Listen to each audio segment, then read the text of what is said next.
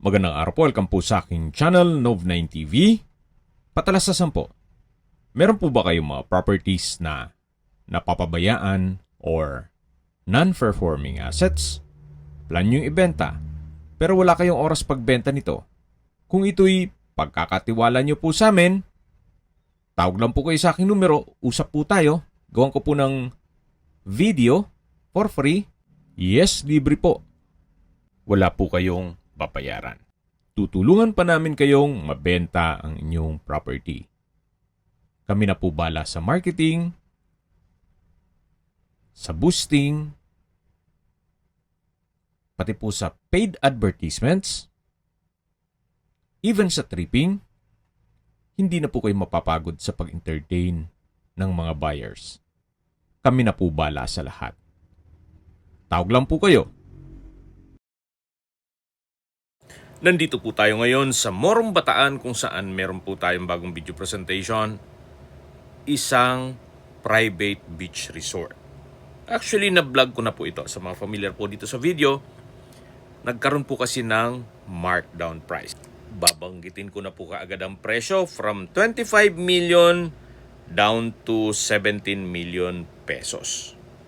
Maganda na po ang presyo na yan. Mula po dito sa dagat o shoreline, napakalapit lang po ng property.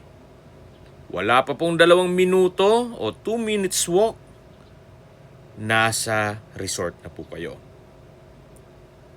Tunghayin niyo po ulit itong dagat bago tayo lumipat sa property binebenta. At nandito na po tayo.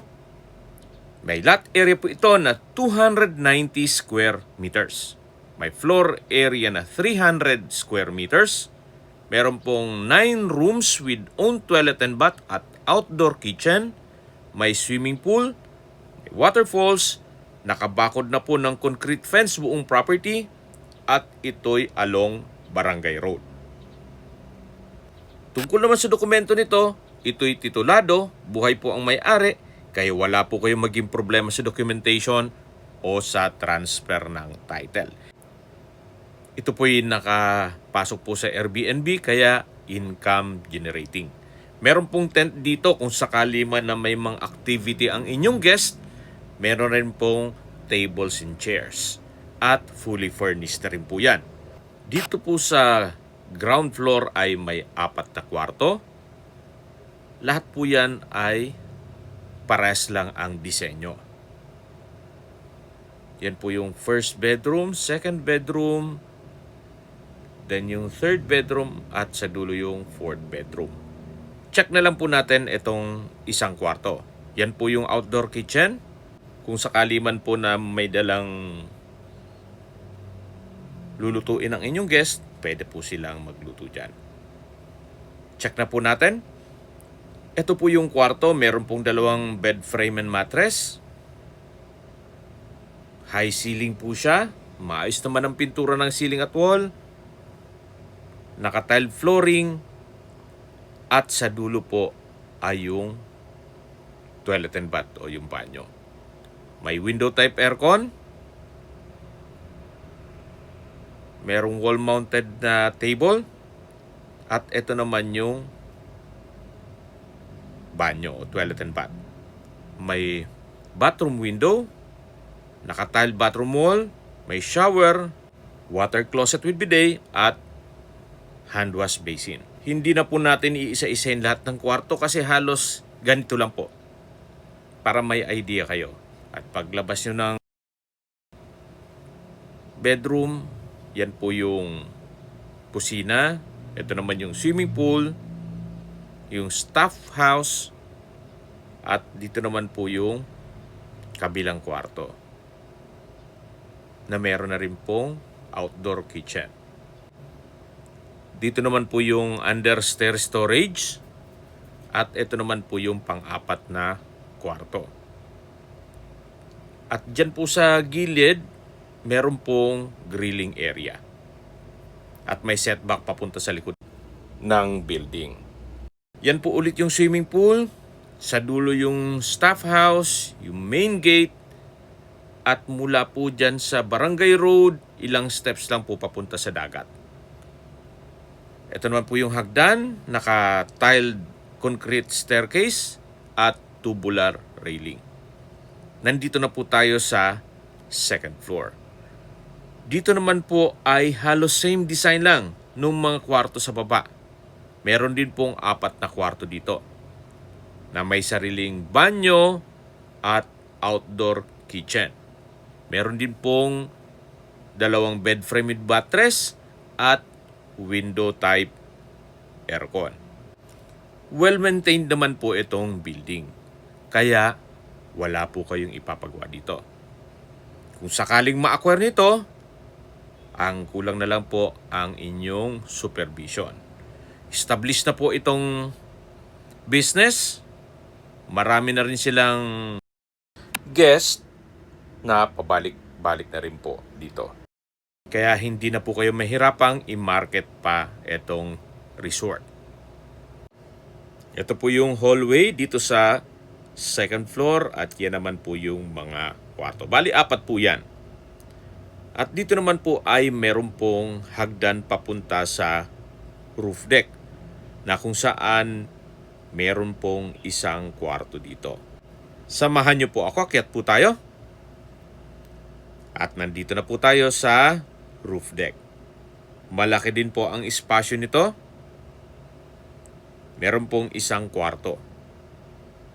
Actually, kung gusto nyong dagdagan pa, para marami kayong ma-accommodate na guest, pwede pa po. Kakasya pa ang 4 na kwarto dito. O 3 kwarto na lang para medyo spacious naman. At mula po dito, matatanaw na natin ang dagat. Yan po ang sinasabi ko sa inyo na ilang steps lang, nasa dagat na po kayo. Ang kagandahan naman dito sa ganitong lokasyon ay kung sakali man na may storm surge, wag naman sana, ay malayo po kayo. Hindi na po abot ito. Ito naman po yung last bedroom o pangsyam na kwarto. Meron po itong sliding door. Salamin po yan. At check natin. May double deck. May mattress. Meron din pong indoor kitchen. May sink with faucet. At may sariling toilet and bath. May water closet with bidet, hand wash basin, shower at bathroom window. Ito po yung pangsyam na kwarto o last bedroom. Recap lang po para sa mga nag-skip ng video. Ito pong property ay nasa Morong, Bataan. May lot area po ito na 290 square meters. Ito pong 3-story building ay may floor area na 300 square meters. May 9 bedrooms with own toilet and bath. May kitchen, fully furnished, at ang garahe ay kakasya ang 4 na sasakyan. May tent, may tables and chairs, swimming pool with concrete fence. Meron din pong staff house at napakalapit din po nito sa dagat. Ito pong swimming pool ay may underwater lights. Yan po ang itsura niya pag gabi. Tungkol naman sa dokumento nito, ito'y titulado, buhay po ang may-ari. At ang kagandahan pa po dito, ito'y income generating. Okay, sa distance, location at travel time portion na po tayo. Mula po sa bayan ng Morong, ang distance is 1.1 kilometers at ang travel time is 4 minutes. Kumpleto na rin po doon gaya ng groceries, public market, convenience store, drugstore, remittance center, at iba pang business establishments. Meron din pong Morong Rural Health Unit. At mula naman po sa Subic, ang distance is 31.5 kilometers at ang travel time is 42 minutes. Kompleto na rin po doon gaya ng malls, hotels, restaurants, banks, schools, church at hospital. Yan po yung lagi kong binabanggit sa inyo na dapat niyong i-consider sa paghahanap ng property ay yung meron pong malapit na hospital. Hindi ko naman po sinasabing sakitin kayo. Yan naman po ay for emergency purpose lang naman. At mula naman po sa Clark International Airport, ang distance is 102 kilometers at ang travel time is 1 hour and 30 minutes. Kung manggagaling naman po sa Manila, ang distance is 166 kilometers at ang travel time is 2 hours and 42 minutes. Meron na pong ongoing project ang ating gobyerno na Cavite-Bataan Interlink Bridge. Well, hopefully, 5 years from now, tapos na po yun. At mas mapapabilis na po ang biyahe mula Cavite to Bataan. Kaya sa mga naghahanap po ng isang property na malapit sa dagat, at especially kung mahilig po kayo sa dagat, you might consider this private beach resort. Napakaganda po. Hindi lang doon, income generating pa. Gaya ng nasabi ko sa inyo kanina sa unang parte ng video, na vlog ko na po ito before, na ang original price niya ay 25 million. Ngayon po, nag-markdown price na po si owner. Good deal na po. 17 million pesos, meron ka ng 3-story building na walking distance mula sa shoreline o sa mismong dagat. Pag-isipan nyo po ito at napagandang deal na yan.